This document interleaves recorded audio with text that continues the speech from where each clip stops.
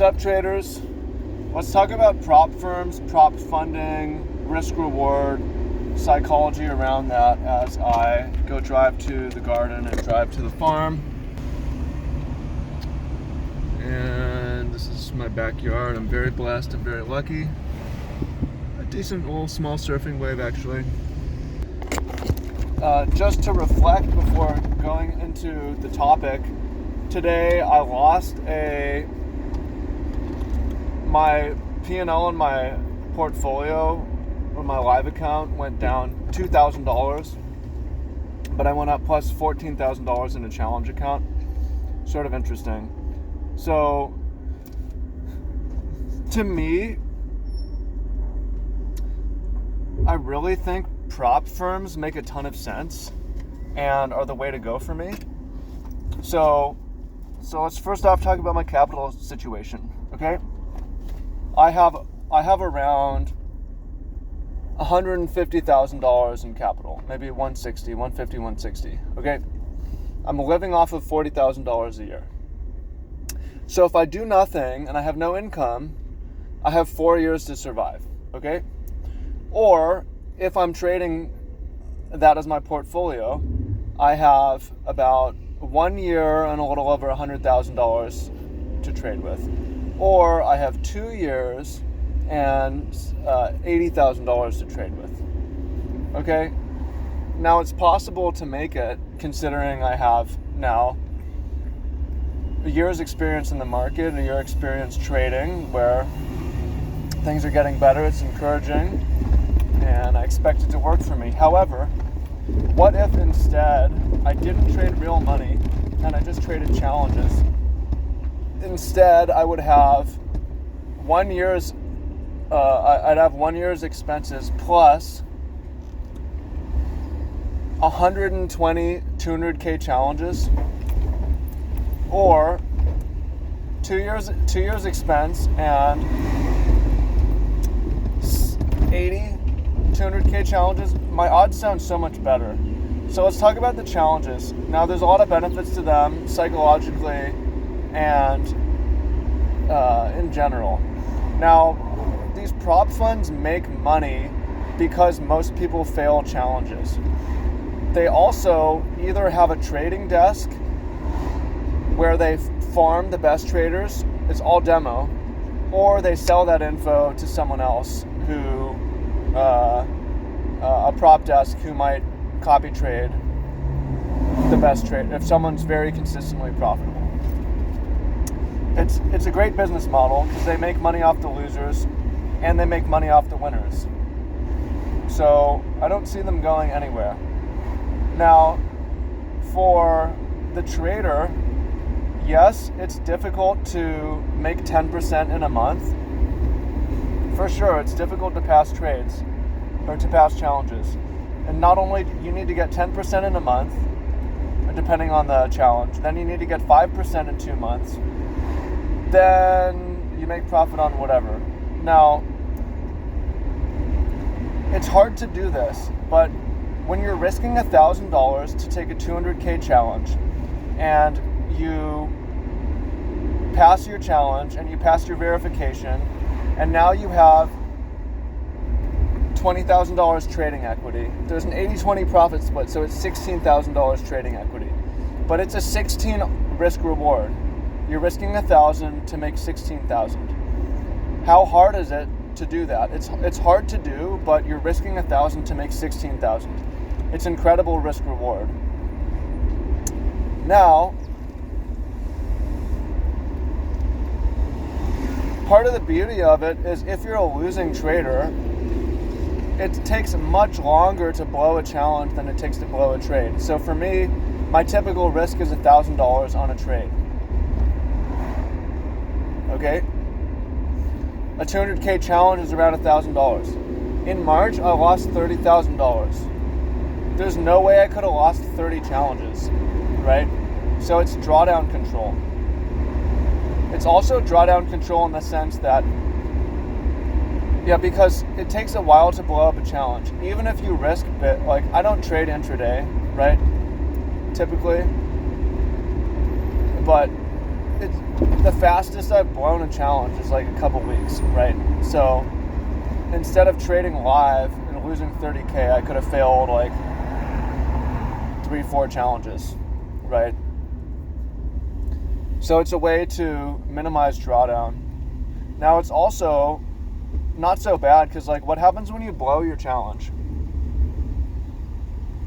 You blow your funded, let's say you earn a funded account, you're relying on that, but you blow your funded account.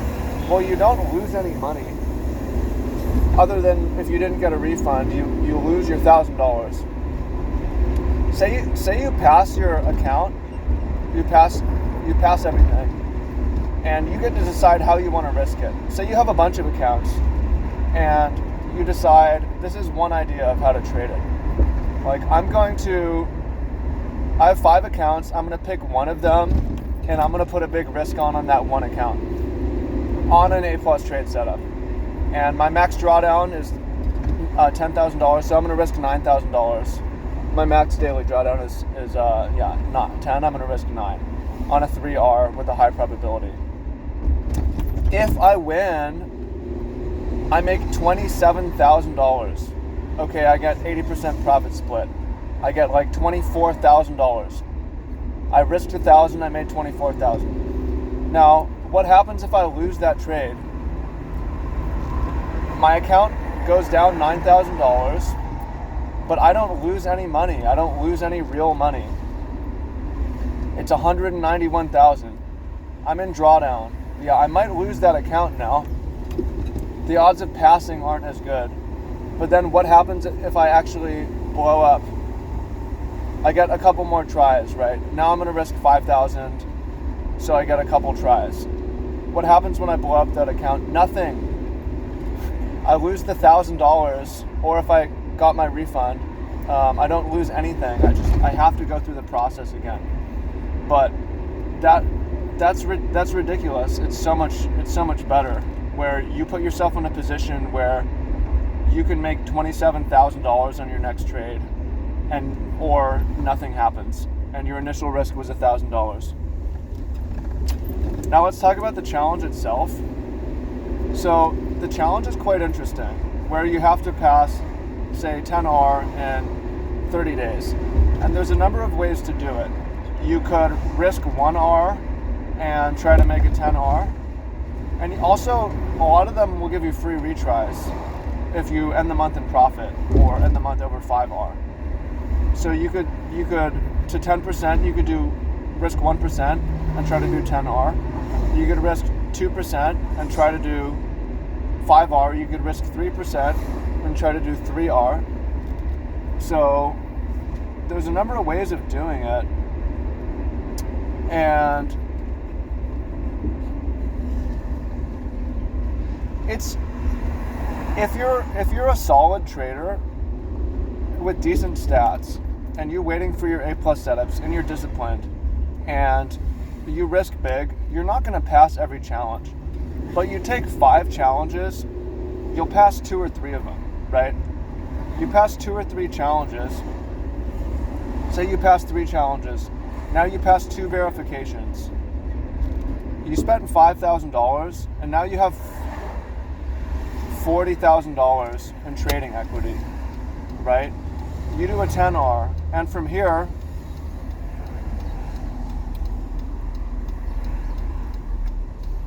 it's just such a better spot. It's such a better spot. Now, another thing that I like about it is, especially in the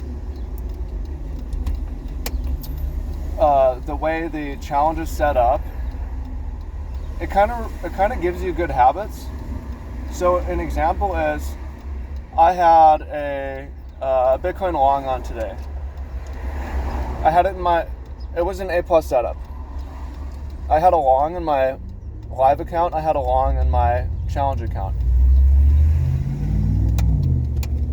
Okay, in the live account, I'm planning on waiting for a daily signal to get out or TP far away, like an 8R. What ended up happening, but in my challenge account, since I decided to risk 2%, I just aimed for 4R, okay? Now, we got that 4R pump, I exited in my challenge account, and but we had a huge dump, and I got stopped out in my live account. It all happened overnight in one daily candle, like biggest doji of the year. It's annoying, but it's telling me, okay, what's the feedback? What went well? My challenge account went well. Now that that challenge account, I took a loss too, a small loss. That challenge account, I just need 2R.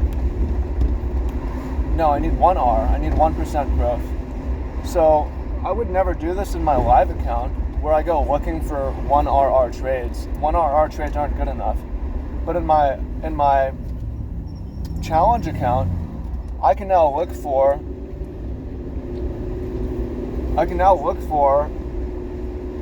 super high probability 1R trades. I can drag the stop out, I can bring the take profit, make it really narrow. The odds of getting a 1R trade is, if your focus is on 1R, right? But in my live account, I wouldn't even consider that. So it's a different game. Now also,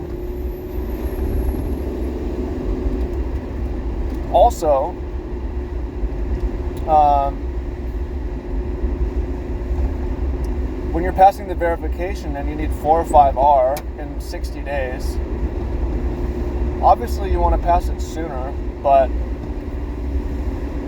it's just a different game than trading a live account where I'm trying to really grow that thing, where with the verification, all I'm trying to do is the bare minimum, right? Like there's time, for instance, there's times in a month, there's so many times in a month where at one point I'm up 5R, at one point I'm up 10R, maybe I end down or end flat or end negative, right? Or just less than that. Where you're doing these challenges, as soon as you hit your target, you stop, right? You don't lose that money. So when you're on the verification and you need 4 or 5R and you have 60 days, all it means is at some point during 60 days, your account needs to be up 4 or 5R. Sorry, like that's not hard to do, right? And as soon as it's up 4 or 5R, challenge ends in your favor, right? Now doing it back to back, doing all these things is hard, and being a professional trader is hard. It's a numbers game. I expect to fail challenges, I expect to fail verifications, I expect to blow accounts, but the odds is a lot more stacked in my favor. Now the last thing which is really interesting is the psychology of risk. If I have $20,000 in equity, I would never risk $9,000 of real life money in one trade on an A+ setup, even though psychologically I couldn't do it, right? This might be the fastest way to grow your account, is when your A+ setup comes, you risk big. I'm sorry, I can't do it in my live account. I can do it in a prop fund account because it's not real money and I'm not losing anything. Again, once I have a funded account, once I have a payout, once I have 5 funded accounts, I see my A+ setup, let me risk $9,000 on a 3R. I would never do that with live funds, but it's not real money. It doesn't feel like real money because it's not, right? You have your $1 million account. You know it's not real money for 2 reasons. One reason is you only actually have $100,000 equity. You only have 10% of what they tell you. And the second reason is if you lose money in your account, you don't lose anything, right? You don't lose real money. It's not real money. It doesn't feel like real money. It feels like playing a game with poker chips. There's a money that you invest for a buy-in, but now you're playing a game with poker chips. So when you risk a large sum, it feels like poker chips because it is poker chips. And it's a lot less stressful, right? I put on $4,000 risk in that challenge account, closed it at 4R, $16,000 win today on one trade. I can't do that in my live account. I can't risk $4,000. I can, but I don't want to, right? So I'm sort of debating doing this of just, what if I only trade prop money. I feel like it increases my odds of being of making it sustainably so much. Where again, like, okay, I've whittled myself down to a year's income or a year's living expenses plus $100,000 account, which it's doable, but a year's income and 200K challenges, it's for sure thing. So yeah, I'm definitely quite interested in going deeper this route. Okay, it makes a lot of sense. So that's my thought on